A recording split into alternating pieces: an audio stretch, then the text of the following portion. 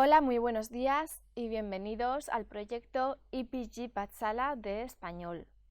Yo me llamo María Teresa Miramón y soy profesora visitante de la Universidad Jawaharlal Nehru en Nueva Delhi.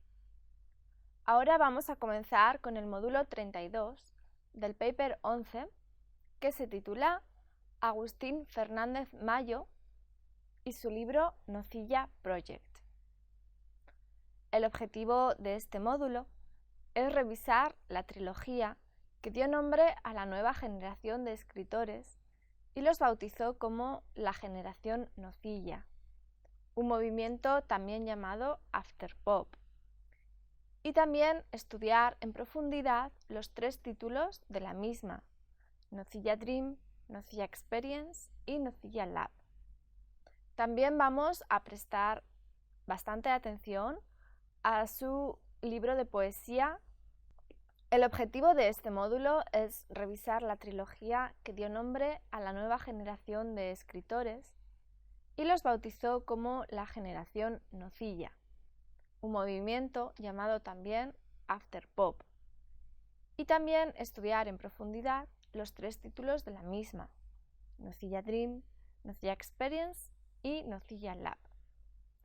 También vamos a prestar atención a su libro de ensayo Postpoesía, en el que habla de su nuevo concepto de poesía. Vamos a dar un breve repaso a la vida de este autor, relacionándolo con otros escritores de su época. Así pues, vamos a pasar a hablar de una breve biografía del autor. Este escritor, nacido en La Coruña en 1967, se licenció en Ciencias Físicas y actualmente trabaja en el campo de la física aplicada a fines médicos. Esto se puede apreciar en sus textos, ya que tanto su poesía como su prosa está plagada de lexicología proveniente del ámbito científico. De hecho, el mismo autor ha confesado que fueron las ciencias las que le impulsaron a escribir poesía, ya que en ellas pudo contemplar la emoción del poema. De allí salieron poemarios como, por ejemplo, Yo siempre regreso a los pezones y al punto 7 del Tractarus, de 2001, o Creta Lateral Traveling, de 2004, o John Fontaine Odisea, mi deconstrucción, de 2005, o Carne de Pixel, de 2008, o su poema largo Antibiótico, de 2012. En el año 2000, antes de publicar sus primeros poemarios, Fernández Mayo acuñó el término de poesía postpoética, que habla de las relaciones entre las ciencias y la literatura, las cuales deja entrever en su obra.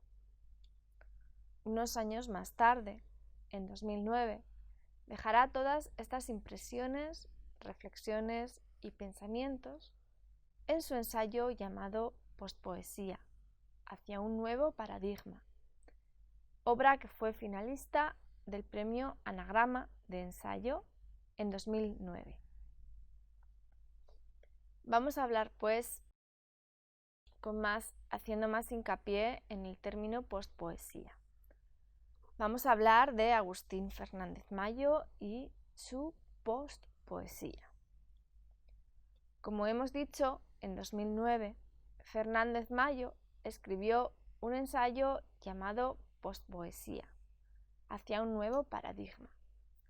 En esta obra, el autor hace una reflexión sobre cómo es la poesía postpoética y una crítica del sistema poético y literario del panorama actual. También nos muestra su propio universo literario. Básicamente, lo que consigue Fernández Mayo con este libro es poner sobre la mesa el estado de la poesía actual en el panorama español. Pone de manifiesto el sistema poético que rige en los círculos literarios españoles, a la vez que hace una profunda crítica a la cerrada mentalidad de la academia literaria y el mercado editorial. Todo esto entre indicaciones sobre cómo escribir literatura pospoética y, sobre todo, cómo no escribirla. Hay en sus páginas toda una preceptiva que nos muestra lo que es la poesía pospoética y lo que no lo es. E incluso está ilustrado con unas tablas comparativas. Lo cierto es que este libro, para bien o para mal, no tardó en crear polémica en los círculos literarios del momento, reflejándose esta en la red. Un artículo aparecido nuevamente en la revista El Cultural del periódico El Mundo y firmado por el escritor y crítico literario Luis Antonio de Villena, encendió la red y dio pie a Fernández Mayo para responderle en su blog. La crítica de Villena hace un repaso al ensayo del autor, resumiendo el libro bajo una mirada subjetiva, con la que nos viene a decir que, según Pospoesía, toda la poesía que se había escrito hasta ese momento venía a ser poesía ortodoxa, y que la pospoesía está ligada a unos conceptos que la oponen literalmente a los conceptos clásicos de todas las ciencias y saberes. En pocas palabras, lo que viene a decir Villena es que el libro de Fernández Mayo tiene carencias en lo que concierne a la poesía clásica, aunque admite que el mensaje general, según él subyace en el ensayo, es decir, que el arte está en constante movimiento y que no puede quedarse siempre en un ámbito neoclásico, es algo con lo que el lector y la crítica no pueden dejar de estar de acuerdo.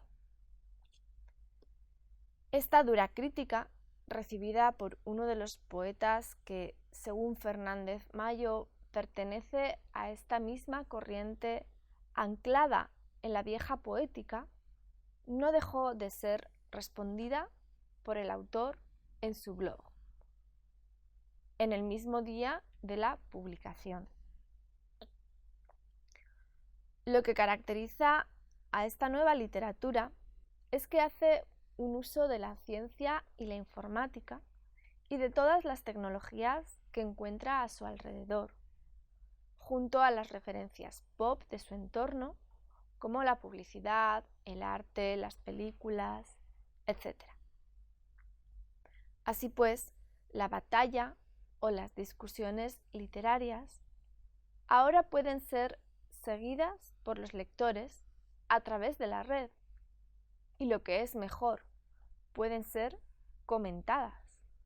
El mismo lector entra en la batalla literaria dejando su opinión en los blogs. La obra literaria ya no es simplemente una novela o un ensayo que queda íntegra tal como está para la posteridad y que puede leerse o encontrar estudios críticos tiempo después sobre la misma. Ahora, esta misma obra literaria destila la tinta del autor y de los críticos que le rodean, y el lector se puede ver inmerso en una retahíla de dimes y diretes, de comentarios, de notas, que pueden ser seguidas en vivo y en directo, online. Así pues, como íbamos diciendo, Fernández Mayo contestó en su blog con un mensaje igual de duro y crítico. Vamos a leer algunos fragmentos de esta respuesta que empieza así. Dice así el artículo. Bueno, el comentario en su blog. Dice Fernández Mayo: en la entrevista que recientemente me hizo el poeta Vicente Valero, colgada en este blog, el entrevistador decía: seguro que sus conclusiones despertarán el mismo interés que ya despertaron sus dos novelas, Nocilla Dream y Nocilla Experience. Ahora solo queda que, más allá del elogio simplón o el insulto fácil, siempre garantizado en la selva literaria española, el libro sirva para originar nuevas reflexiones. Acaba aquí la cita del autor que hace Fernández Mayo y entra a hablar Fernández Mayo diciendo lo siguiente. Dice: bien, en mi opinión, por supuesto no vinculante a Vicente Valero, esos seres de la selva ya se han manifestado, y nada menos que de la mano de Luis Antonio de Villena. No creía que mi libro fuera tan importante. La crítica de pospoesía firmada por Luis Antonio en El Cultural representa la prueba del algodón. Es el tipo de crítica que estaba esperando. Habrá más. Por eso me parece muy interesante. Con sus errores de bulto, producto de una mala lectura y de los prejuicios estéticos típicos de ciertos miembros de la poesía ortodoxa, a lo mejor el bueno de Luis Antonio quería que toda esa poesía española pasara por sus manos o por sus antologías. Ridiela, no pudo ser. El problema no son las críticas negativas o positivas, ya que ambas son fructíferas y saludables, sino las malas críticas. Son malas porque utilizan un aparato crítico anacrónico para abordar un libro que lo desborda. Por eso la crítica se convierte en mala, porque habla de las incapacidades no solo del crítico, que es lo de menos, sino de todo un sistema crítico, y no, como debería ser, de las carencias y aciertos que todo libro tiene. La crítica de Villena parece estar hecha con la sangre, con la pataleta de quien asiste impotente a un universo poético en descomposición. Aquí terminan las palabras de Fernández Mayo. Y bueno, el artículo deja muy clara la opinión del autor, de Fernández Mayo, y acaba el artículo defendiéndose de lo que, según él, son los puntos que no ha entendido Villena sobre su libro. Dice que Villena apela a las vanguardias históricas para hablar del libro, cuando se explica claramente en el mismo que es precisamente de esas vanguardias que la pospoesía quiere apartarse. También se defiende de las acusaciones de estar poco ducho en poesía, diciendo que no quería entrar en polémica, citando a un autor u otro, y que quería facilitar al lector medio el entendimiento del libro, utilizando los términos poesía de la experiencia y poesía de la diferencia, términos que algunos poetas han acusado como poco profesionales. Pero en lo que muchos críticos están de acuerdo, dejando a un lado las disputas personales, es que, aunque Fernández Mayo pretende realizar en su ensayo una deconstrucción de la poesía actual y pretender que la poesía pospoética no se ciñe a estereotipos o principios arcaicos, lo que consigue, curiosamente, es definir y decir categóricamente al lector las características que debe, no que puede, ostentar la poesía postpoética. Incluso lo ilustra en tablas en las que dice al lector lo que es y lo que no es la poesía postpoética, y en las que plantea dicotomías como, por ejemplo, la alta y la baja cultura, lo natural y lo artificial, lo privado y lo público, o la literatura y el mercado. Así pues, lejos de lo que en un principio el lector pudiera pensar, y es que con esta nueva obra de postpoesía, el poeta puede tener el derecho de mezclar géneros, romper barreras y actuar más libremente que nunca, en realidad Fernández Mayo está acotando nuevamente, de una forma diferente, el arte de hacer poesía, realizando, curiosamente, y tal vez sin proponérselo, una deconstrucción de esta misma postpoesía que está proponiendo. Lo que es cierto, como dice Alejandro Zambra, un escritor chileno, en un artículo publicado online, es que nuestro autor propone una modernización de la poesía española para posicionarla al nivel de las otras ciencias que ya se han modernizado. Y ahora vamos a dejar la postpoesía y vamos a hablar de la postnarrativa, es decir, Agustín Fernández Mayo y su postnarrativa. Al igual que hemos visto antes, igual que hemos visto cómo Fernández Mayo defiende su nuevo concepto de postpoesía y da ejemplo con sus obras, de la misma manera, nuestro autor pretende revolucionar el mundo de la narrativa. De hecho, en su primera novela, antes de publicar el ensayo Postpoesía, ya nos habla de este término y nos lo explica, como vamos a ver a continuación. Pero ya había hablado de pospoesía mucho antes, como hemos dicho, hacia el año 2000, incluso antes de empezar a escribir sus obras poéticas.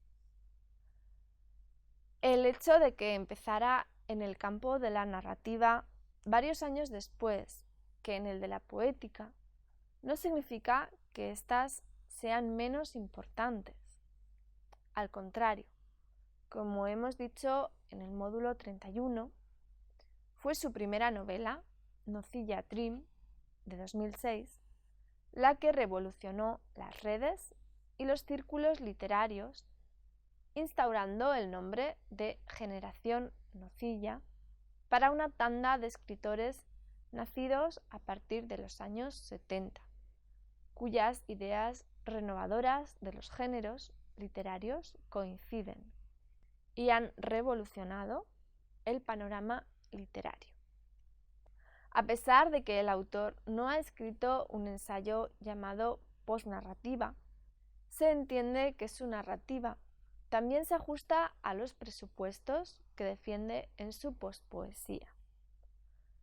Por eso también vemos a lo largo de la trilogía Nocilla Project la misma mezcla de temas que podemos ver en su poesía, sobre todo en lo que respecta a las ciencias, la tecnología y la informática, entre otras técnicas y recursos. Como ya hemos dicho antes, su trilogía Nocilla Project consta de 3 libros: Nocilla Dream, de 2006, Nocilla Experience, de 2008, y Nocilla Lab, de 2009, en los que se reúne una serie de historias fragmentadas que se ensamblan entre sí, aunque no siempre.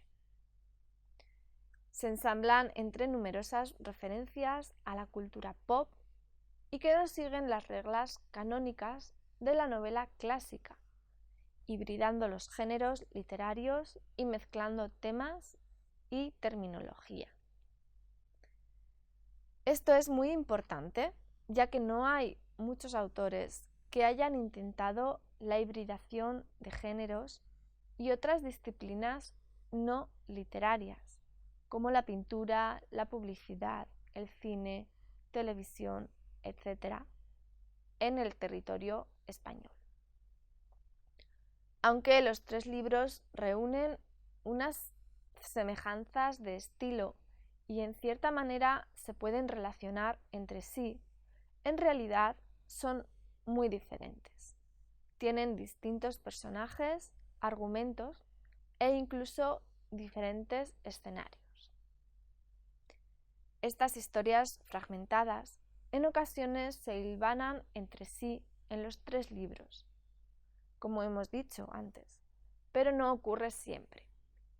Jordi nunca compara sus novelas con Google o con YouTube, plataformas en las que puedes ver o leer cosas totalmente diferentes de distintas puntas del mundo completamente opuestas en cuestión de segundos.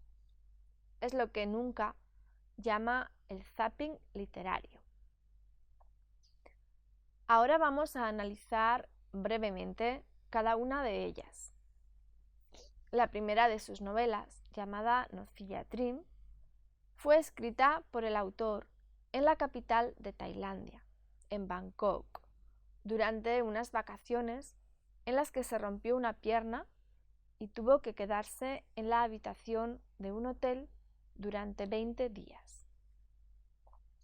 El título de este libro, nos dice el autor, viene inspirado por una canción de Siniestro Total, un grupo punk rock español que se formó a principios de los 80.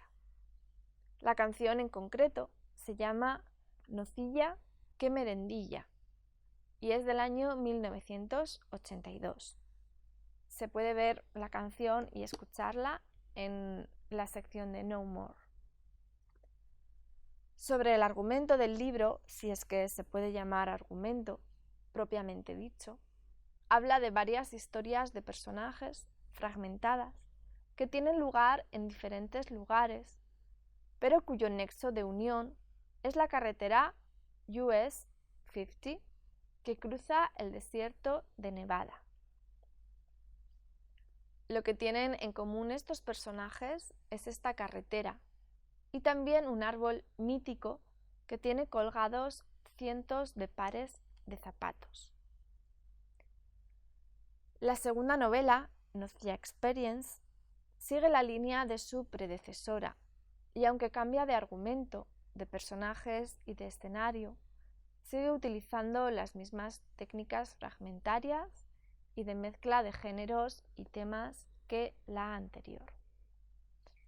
En esta novela aparece Julio Cortázar como uno de los personajes, entre muchos otros, haciendo un pequeño homenaje a su novela Rayuela, ya que en cierta manera nos recuerda a esa fragmentariedad que nos presentó Cortázar en su obra, en la que aparentemente reina el caos, pero donde se puede encontrar la unidad en la lectura.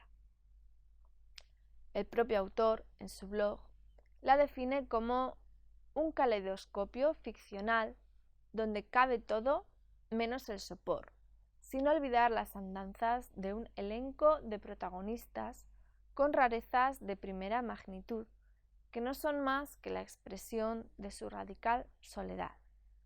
Un libro con muchos ecos, de la literatura de Perec al cine de Jarmusch, pasando por Coppola. Cuando pensamos en novela fragmentaria, sin un argumento único y sólido, es inevitable pensar en La colmena, de Camilo José Cela, y comparar en nuestra mente ambas novelas. Pero sería totalmente injusto hacer eso, ya que, aunque la técnica puede resultar similar, el procedimiento es totalmente diferente, donde Cela pretende criticar un problema social y reflejar un estilo de vida, el de la posguerra, española. Fernández Mayo no se detiene a hacer una crítica como tal, sino que más bien se recrea en el lirismo de su propia escritura y la conecta a los avances de las ciencias y las tecnologías. Por último, vamos a pasar a su tercera novela, llamada Nocilla Lab. Esta es un poco diferente a las otras dos anteriores, ya que deja las historias fragmentadas y se enfoca en un argumento más concreto. Se trata de una pareja que quiere llevar a cabo un proyecto que les va a permitir conocerse mucho mejor. La historia nos cuenta la búsqueda de esta pareja de un lugar para construir su proyecto, pero en las líneas de la novela vemos digresiones líricas del autor llenas de jerga científica en ocasiones y repletas de referencias a escritores, películas o la cultura pop. Vamos a leer un fragmento del principio del libro para comprobar lo que estamos diciendo. La historia comienza así. Dice: hay una historia real, además de muy significativa. Un hombre regresa a la ciudad abandonada de Pripyat, en Chernóbil, tras haber huido 5 años atrás con el resto de la población cuando ocurriera la explosión de la central nuclear. Recorre las calles absolutamente vacías. Los edificios en pie y en perfecto estado le van recordando la vida en esa ciudad. No en vano fue uno de los obreros que contribuyó en la década de los 70 a su construcción. Llega a su calle, busca las ventanas de su piso en el conjunto de bloques de edificios. Observa las fachadas detenidamente un par de segundos, 7 segundos, 15 segundos, 1 minuto, y dice dirigiéndose a la cámara: no estoy seguro de que aquí estuviera mi casa. Vuelve a detener la mirada en el bosque de ventanas e insiste, sin ya mirar a cámara. Podría seguirle la pista a ese hombre, pero no. En realidad, siempre me he apartado de toda clase de hombres. Solo me interesan las mujeres, en todos los sentidos que se le pueda dar a la palabra mujer.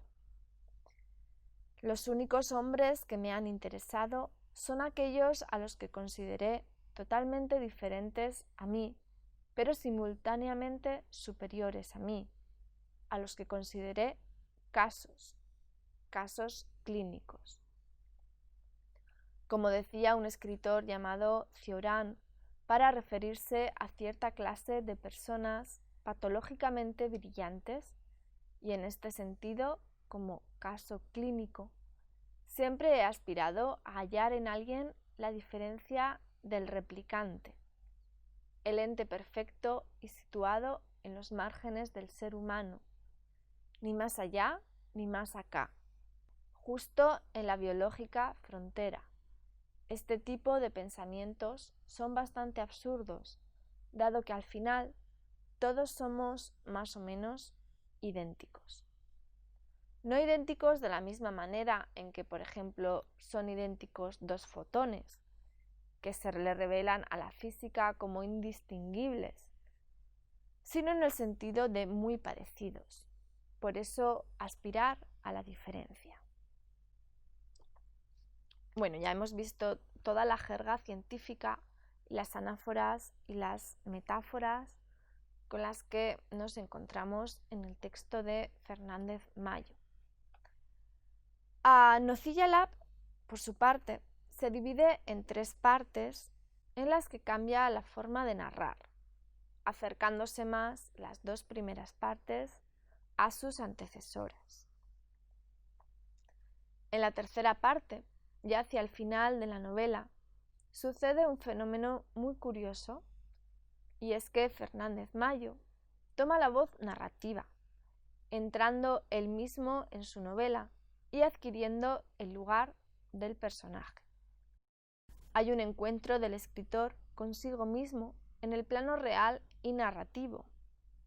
En cierta manera, nos puede recordar a Unamuno cuando se encuentra con su personaje en Niebla, pero es diferente.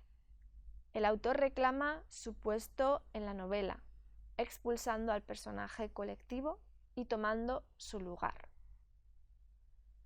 Esta novela supone el ansiado final de su ambicioso proyecto llamado Proyecto Nocilla, y que tanto interés y polémica ha suscitado tanto para críticos como para escritores y lectores. Y esto es todo respecto a la pospoesía y la posnarrativa de Fernández Mayo. Muchas gracias por escucharnos.